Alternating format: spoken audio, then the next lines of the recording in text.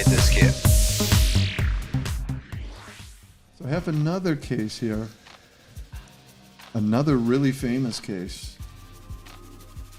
Unbelievable story as well. And this is the Travis Walton case. Never heard of him. You're probably going to know once I start talking about it. On Wednesday, November 5th, in 1975, in the Apache Sitgraves region of the U.S. National Forest near Turkey Springs, Arizona, there was a government contractor by the name of Mike Rogers, and he had a contract to remove brush and cut down dead trees and things. Like a park ranger. Kind of. I mean, it's he was a contractor. Contractor, yes. His landscaping. His job was to prevent fires. Oh, so okay. you get rid of the dry scrub. Yeah, you cut down the dead trees and remove them so that only the living trees are left and less chance of a fire spreading through a forest. So he had several contracts in the past, and he had a group, a team of guys with him. And one of these guys was named Travis Walton. He was 22 years old. He was a friend of Mike Rogers, and he was dating Mike Rogers' sister at the time. Okay. Eventually, they got married, by the way. Nothing to do with the Walton family, right? No. So the people on Rogers' crew was Travis, Ken Peterson, John Goulet, Steve Pierce, Alan Dallas, and Dwayne Smith. Okay. And one evening, they were working overtime because they were behind on the contract. And if you're behind on the contract, you don't finish on time, they cut some of the money. Right, of course. You know, so they wanted to make sure they were going to get paid. So they were working overtime to try to, get back on schedule. Right. They were taking out the brush, like I said, the scrub that was in the area and the undergrowth. And when they decided, to pack it in for the night because it was getting dark and they couldn't see very well, they all jumped into Mike's truck, and they started driving back to Snowflake, Arizona, where they lived. And before they got down the hill, they didn't even get very far, and they saw a bright light shining, coming over a hill on the roadway up ahead. Okay. They thought it might be a forest fire. So from the light, yeah. Right, because the sun's going down, sun's down. They see this light and it's off in the distance over a hill, and they thought, oh, there's a fire. And there's a fire. You've seen, obviously, if you've been to California, you've seen forest fire. Oh, yeah. Yeah, and I've seen some in the south of France as a kid, like really being at the bottom of the hill. It is terrifying when you're really there. And because it can spread so quickly. So fast, and that amount of light, so had to be pretty bright for them to think, it could be a fire or... Right. So they drove towards the light, thinking it was a fire, hoping they could try to put it out, before it got too large. And that's when they saw a large, brightly shining, silvery disc-shaped object hovering above the clearing. Wow. They said the object was about 20 feet in diameter and about 8 feet high. When they saw this thing, Mike Rogers stopped the truck, and Travis Walton jumped out of the back of the truck. He was in the back, right? He jumped out because he started running straight towards this UFO. I wanted to see it, yeah. And they were all yelling at him, get back in the truck, get back in the truck. I think I'd be curious too. I'd go toward it, I think, personally. Yeah, me too. Yeah. So his friends, they didn't want to get out. They were scared, but they kept yelling, get back in the truck. They said that Travis kept running, and eventually he was underneath this object. It was hovering, like he was directly under it. How far were they from the? Does it say? I mean, is it? There probably is I don't know how far off the road it was. I don't think it was that far off the road. Since if he ran there, so I'm thinking a few hundred feet. Yeah. So anyway,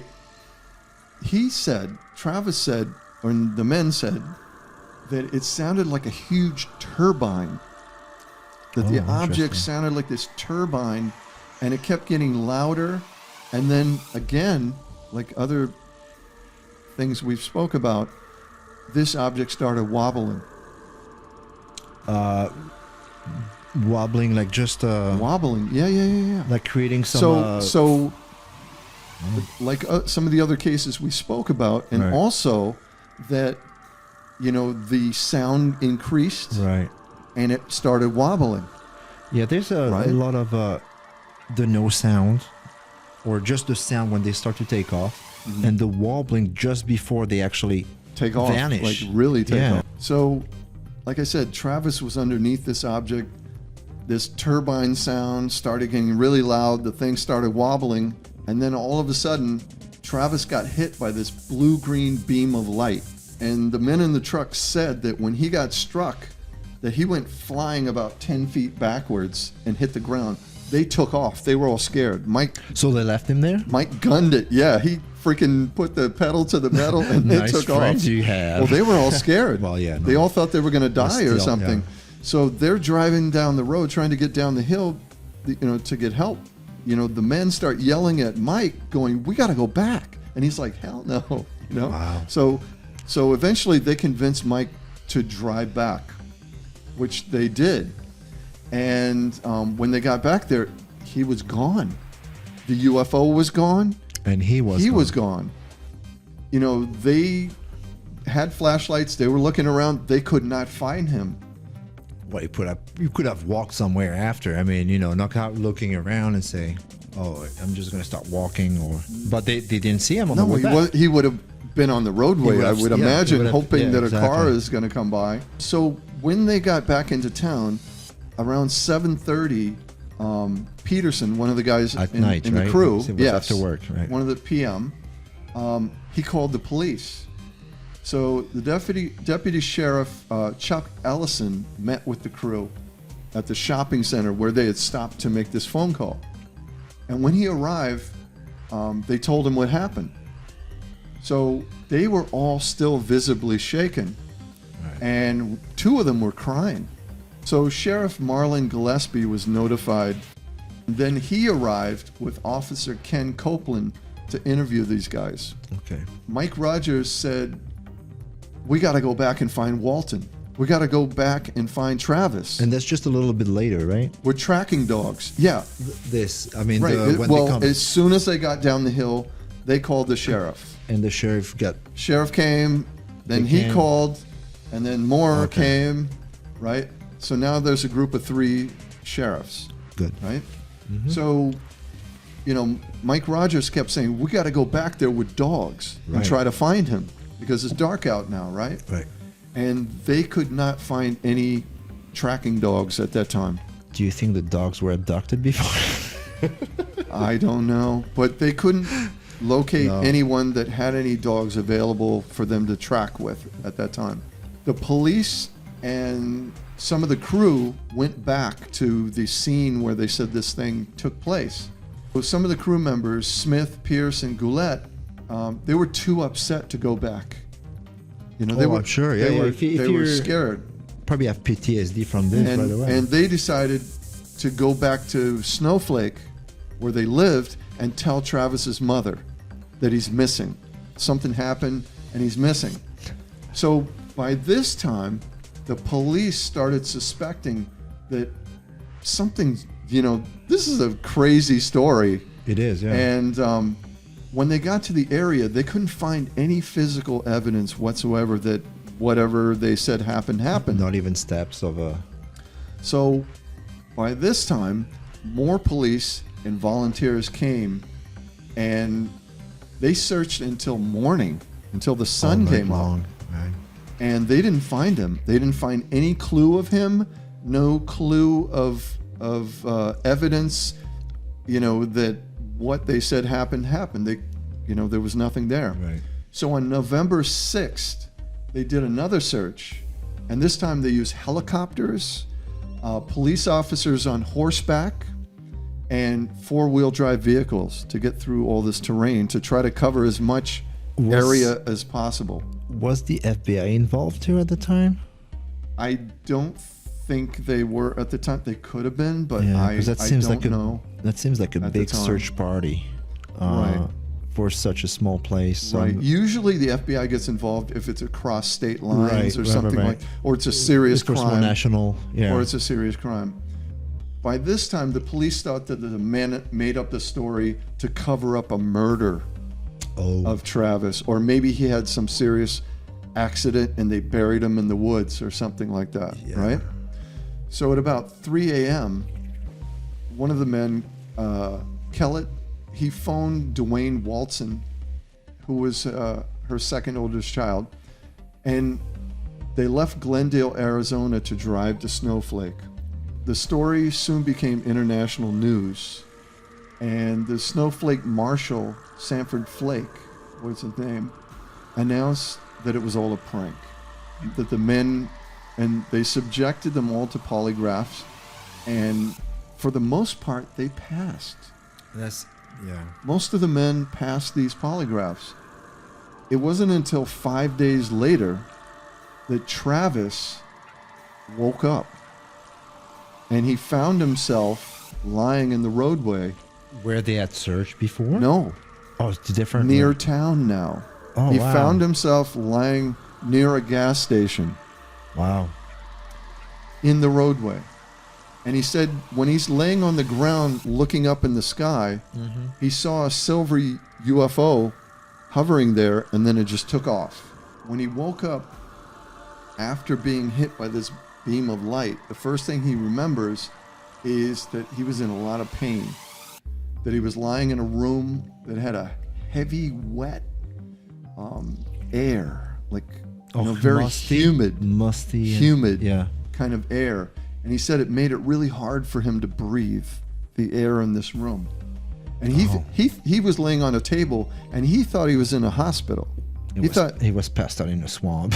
he thought something happened to him, and he was in a hospital. And he said as he was regaining consciousness, he saw these three strange-looking beings that had large brown eyes, wearing orange jumpsuits, and they were standing all around him.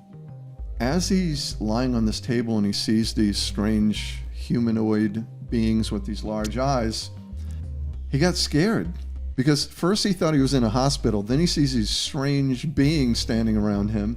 So he jumped to his feet and started yelling at them and telling them to get back, get away from me. And then they didn't move, so he looked around and he saw a glass cylindrical object behind him, and he thought, I'm going to break the tip off of it, so I got a sharp object to protect like myself. Yeah, exactly. So he said he tried to break it, and it didn't break.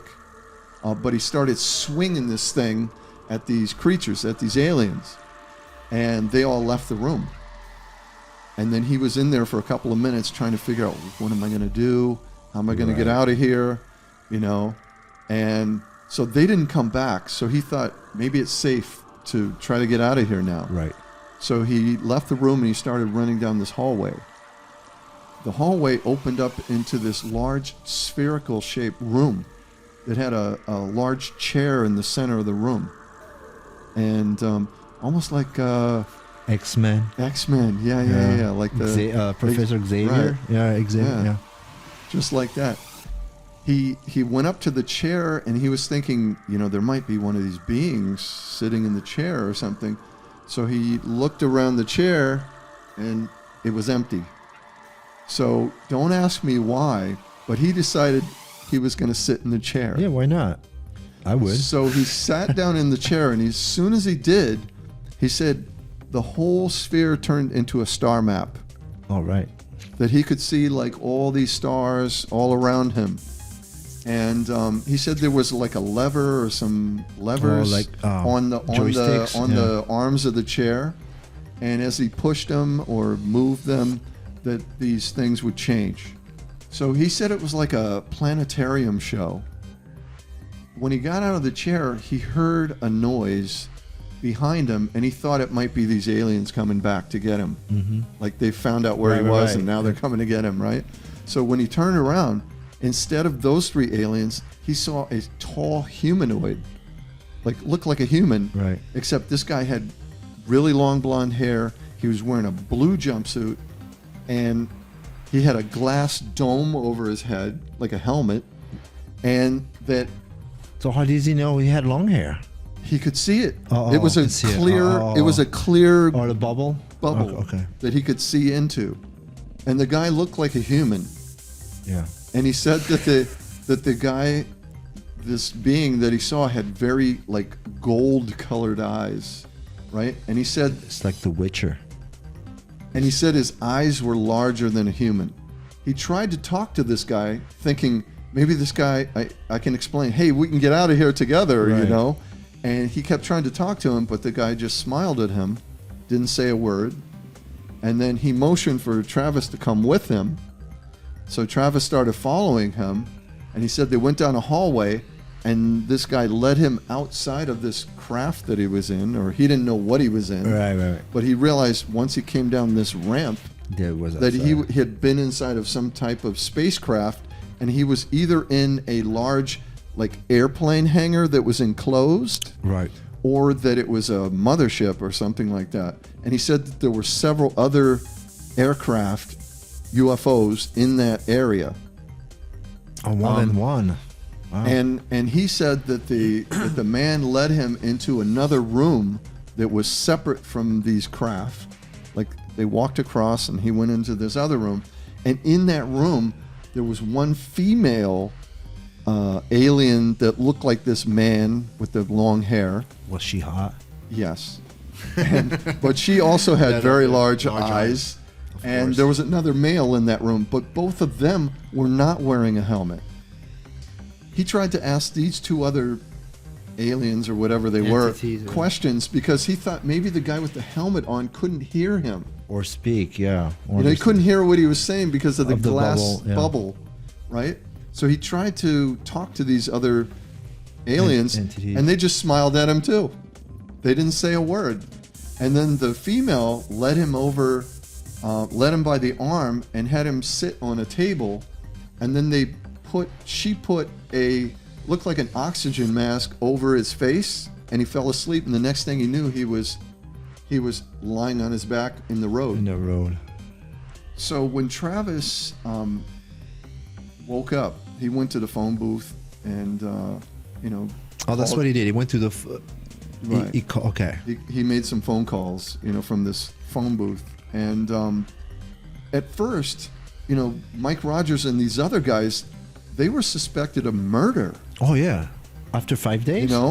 They were suspected it's more than of 24 murder. Hours disappearance. It was almost a done deal that these guys were going to go on trial for murder. Well, I think after 2 or 3 days, if somebody disappeared, the chances, the chances are very slim. Right after 48 hours. Yeah. They say, right. Yeah. So he was subjected to a polygraph, which he didn't pass the first one. It was borderline, but the person who gave him the polygraph said he didn't pass. Mm-hmm. Subsequently, he has taken several polygraphs and passed. As we know, polygraphs, aren't admissible in a court of law. Right. It's subjective to, and it can be manipulated. Right, what I've heard. Right. The person can manipulate their own test. Right. There's a investigator named Jerome Clark, and he noted that Travis's case differs from other cases since Travis was conscious and he has conscious and unconscious memories of what happened to him. There was also a famous, there was a book written about it, and there was a film called Fire in the Sky. I've heard of this. Yeah. Right. This is him here, right, at the looks time. Looks like a regular typical Joe. guy. Yeah. This is the crew here. Okay, and they look right? These are all the guys here, right? Normal looking guys, right? Now, something interesting, they all got a check for being the first authenticated abduction. Really? Yes.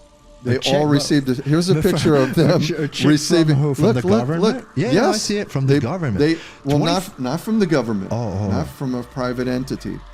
But it says here, award winners, and has all the guys' name. $2,500. Because they were abducted. They all received a check for $2,500, which is about probably like $25K right today from today's money. Probably. That's pretty good. So here's a picture of this, the people that went out to search for him. The search crew, right. The next day. You see how they have a police line here, and they're going to go through all this brush looking, here's some soil samples they took from the area.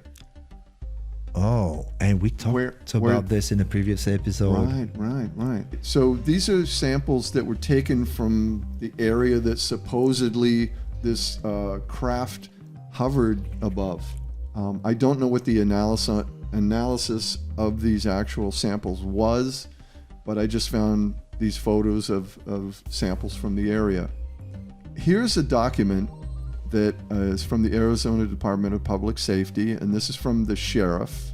So these are the questions that they asked all of these guys. The official questions they asked him, did you cause Travis Walton any serious physical injury last Wednesday afternoon? These were the questions that were asked, all of these guys, and they all said no. Do you know if Travis Walton was physically injured by some other member of your work crew? Do you know if Travis Walton's body is buried or hidden somewhere in the Turkey Springs? So all those questions basically assume that he was killed. That he was killed. Yeah. And did you tell the truth about actually seeing a UFO? That was the last question. So I have another document here, also from the sheriff, and it November says, 75. that they all answered no to question 1, 2, and 3, and yes to the fourth one. Well, the fourth one was did you see a UFO? Oh. And then it says here that they're going to be subjected to a polygraph, right? So here's a picture depicting of when he jumped off Travis jumped off the table. These are the creatures he saw. Artist rendering. And then he and he's holding this what he calls glass cylinder. That he tried to break on the table. It might have been plastic. Could have been plexiglass that didn't, acrylic or something. Acrylic, yeah. So here's another illustration, and he shows these when he gives speeches, like big screen. He does presentations. He goes around and does. At some of the UFO conferences. He didn't for a long time. Right. He wanted to get away from this because, a lot of people think if you say that you saw a UFO and you tell your story, that you're going to make a lot of money. Right. That you're going to sell your story. You're going to make a lot of money. Yeah. And he said it nearly ruined his life. Other people did this also to just. I don't want to talk about it. I don't want to talk. It's because people think you're crazy. No one wants to hire you, and they think it's for personal gain. Right. Personal gain. So here's a drawing, an illustration of the guy with the long hair in the bubble, and he's next to the chair there, and with the star map all around him.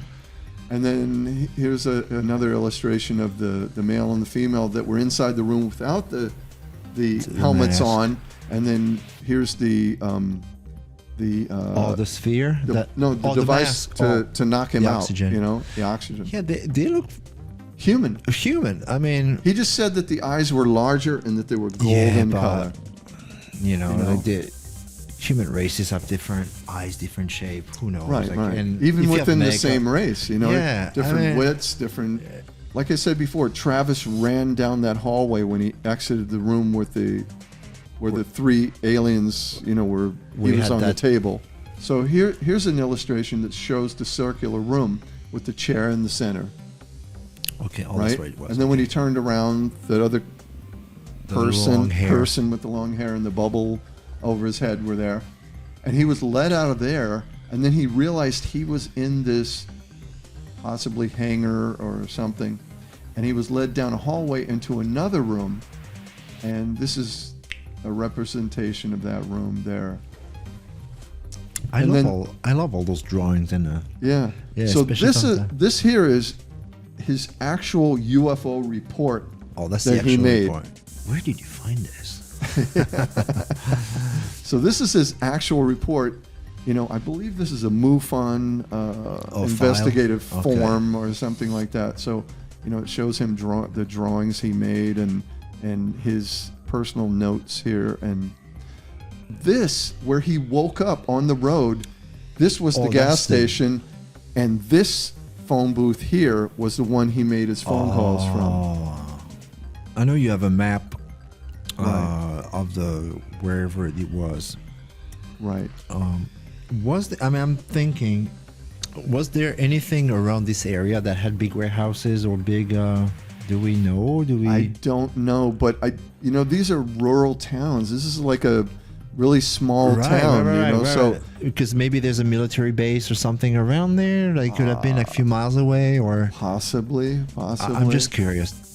But I think if there was a large structure, a large building in this area that he lived in, he would know the inside of that building. Don't you think so? Unless he had been drugged or something like that. I'm thinking governmental, hidden place. Oh, okay. That he was taken somewhere. He was taken somewhere. So it was my first thought, government. Okay. I'm of what we know. Right. So I got one last case I want to discuss.